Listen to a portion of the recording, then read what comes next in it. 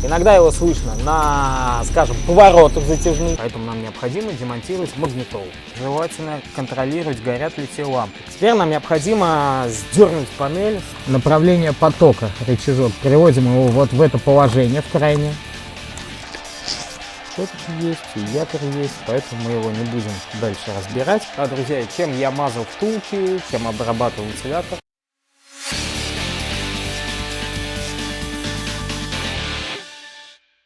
Всем привет! Сегодня мы займемся вентилятором печки, либо вентилятором кондиционера, кому как удобнее, тот, который расположен в салоне. У нас есть проблема с ним, сейчас мы ее покажем и покажем, что делать с этой проблемой на примере автомобиля Renault Duster первой фазы. Вентилятор расположен в районе бардачка, в районе перчаточного ящика, тоже кому как удобнее, так и называют. Кстати, процедура демонтажа и монтажа вентилятора будет аналогично и на второй фазе Дастера, то есть с немного измененной панелью уже. Я думаю, вы поймете, кто владеет второй фазой Дастера, не знает, что у них вторая фаза и измененная панель. Вот. Также по техноте положено снимать панель, производить частичный демонтаж, то есть выдвигать ее из крепежей полностью. Мы будем упрощенный вариант использовать, открутим только с одной стороны панель, оттянем ее и покажем, как это можно сделать максимально безопасно, чтобы не сломать вентилятор и панель. Итак, проблема. Включаем вентилятор вот на двоечке, то есть самая ходовая скорость, как правило, издает самый противный звук. Периодически вот слышно вот мерзкий писк. Иногда его слышно на, скажем, поворотах затяжных, когда вентилятор немного смещается, уходит из зоны натертости втулок, либо, скажем, по утрам. Очень жестко свистит по утрам. Короче, мы будем лечить писк вентилятора. Начнем с простенького. Сначала немножко уплотнитель двери вот так вот в сторону отодвигаем. Главное, чтобы он у нас отошел вот отсюда, от панели, и чтобы отошел вот от вот этой обивки стойки. Далее берем плоскую отвертку, немного оттягиваем, ищем вот такие пазы. Мы видим вот фиксатор. Я его вот так отгинаю, он у меня отходит. Дальше ищем вот такой фиксатор. Надавливаем уже на него просто отверткой и отгинаем. Здесь делаем то же самое снизу. Все. То есть вот эти держатели, вот этот фиксатор и вот этот держатель. Все крепежные элементы обивки. Дальше мы ее немного вот так вот выворачиваем, высвобождая из самой панели с вот этих фиксаторов.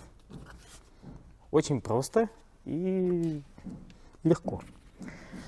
Открылся доступ к одному из винтов крепления панели. Отверткой Т20 выкручиваем сразу полностью.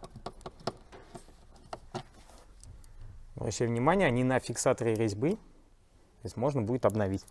Далее уходим в нижнюю часть панели. И нам необходимо открыть вот эту заглушку, которая закрывает доступ к еще одному винту крепления. Аккуратно плоской отверткой поддеваем.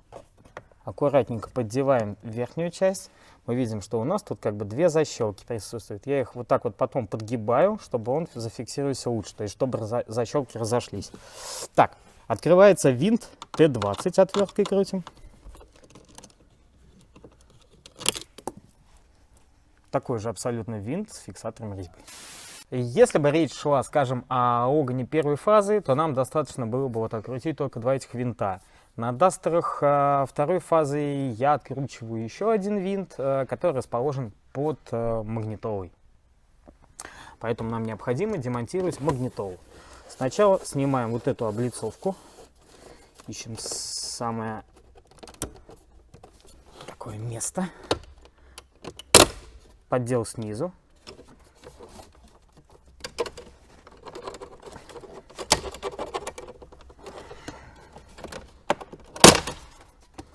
Снял сверху. Так, зоны защелок. 1, 2, 3, 4, 5, 6, 7, 8.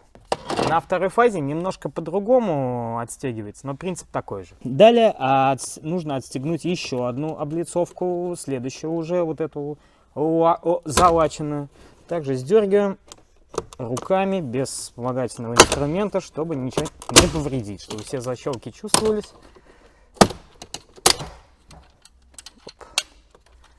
Так, смотрим защелки. Здесь у нас уже заходит вниз и 5 металлических скоб который фиксируется в самой панели. Разъемы снимем для удобства съемок. Разъем на центральный замок, 2 защелки по бокам подстегнули. Разъем на аварийку, кнопку вот здесь вот фиксатор. Друзья, важный момент: после этой процедуры, либо во время, желательно контролировать, горят ли все лампы. Как вы видите, одна лампа сгорела, левая сторона не подсвечивается. Поэтому удобно будет сразу заменить, тем более без магнитолы. Так, далее выкручиваем 4 самореза крепления магнитолы. Вытягиваем на себя магнитолу, видим много разъемов. Нам их предстоит снять. Снимаются они удобно будет с помощью плоской отвертки. Нажимаем флажок, вытягиваем. Нажимаем флажок, вытягиваем. Здесь делаем то же самое, только уже флажок вот здесь посередине. И на антенну. Тут можно уже пальцами удобнее. Магнитолу в сторону. Так вот, у нас открывается сразу за магнитолой доступ к еще одному винту крепления панели. Той же отверткой Т20. Спокойно выкручиваем отверткой. Советую использовать магнит, либо быть очень аккуратным, чтобы не уронить винт и не искать его потом. Сразу сдернем лампочку. Из интересного места выпало, да? Сгорело. Ладно, она в сборе меняется цоколем, по идее, но мы кое-что придумаем. Так, друзья, возвращаемся мы опять на пассажирское сиденье. Выкручиваем вот этот торекс на 20, который крепит центральную консоль к панели. Дальше уже можем немножко исхитрить, вывести вот таким образом центральную консоль, взять трещотку и выкрутить оставшийся винт, который нам будет мешать оттягивать панель. Так вот, трещотка, насадка Т20. Вообще не затянуто, кстати.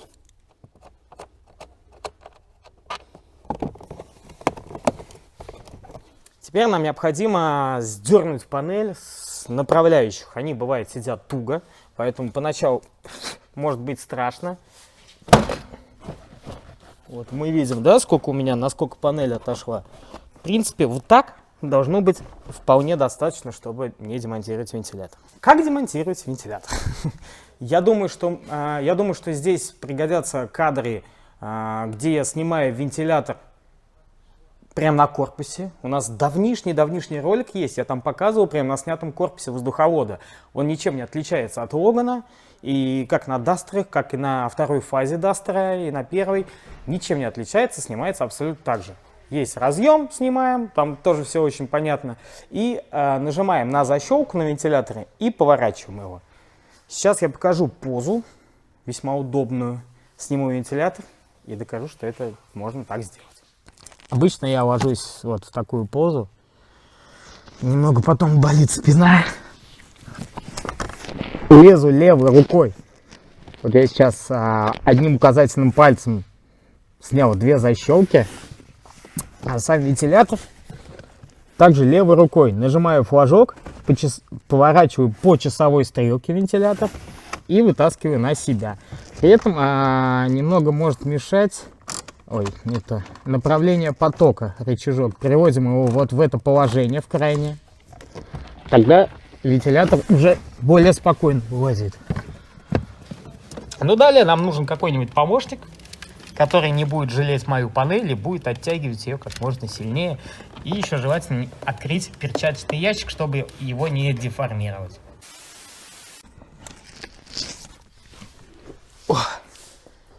Сразу говорю, одному это не очень удобно делать, поэтому возьмите кого-нибудь в помощь.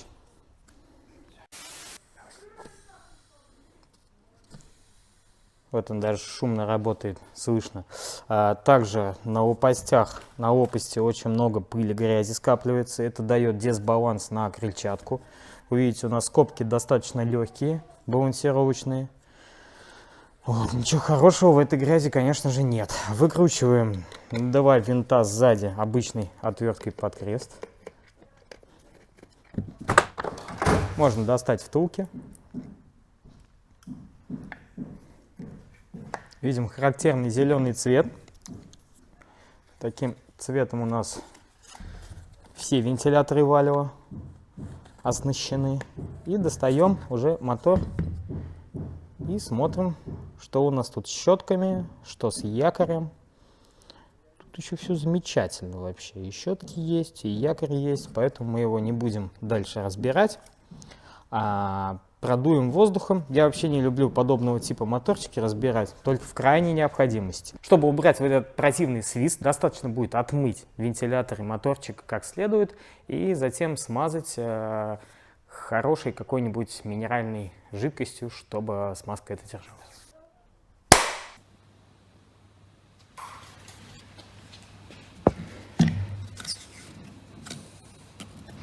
Так, все, продолжаем. Вот чем отличается хороший вентилятор от аналога. У хорошего вентилятора, видите, вот это вот все зеленое, это демпферы. Это демпферы, на которых все вибрации будут скрадываться, и вентилятор будет вообще по минимуму будет на панель передавать какую-либо вибрацию, если она у вас случилась. Не забываем нацелить на разъем.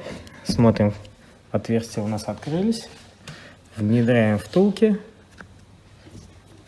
И дальше все собираем в обратной последовательности. Золотые слова. Нет, конечно же, мы сейчас, когда поставим, включим, послушаем, изменился ли звук. Иногда не попадает немножко. Нужно взять что-нибудь тонкое. Нацелить немножко.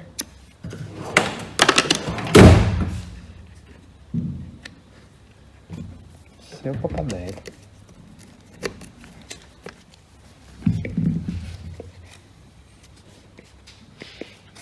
Шикарно.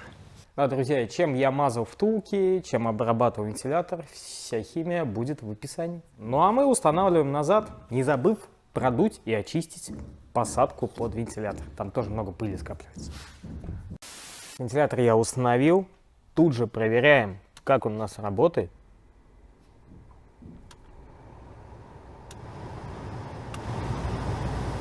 Чтобы не было вибраций по панели, потому что если делать не сильно аккуратно, мягко сказать, можно повредить лопасти, и тогда их придется только менять, потому что они будут деформированы, либо треснуты где-то, и будет у вас вентилятор очень сильно трещать на максимальной скорости.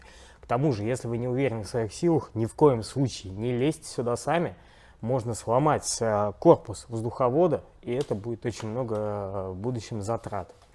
Как-то прилетел нам коммент, помнишь?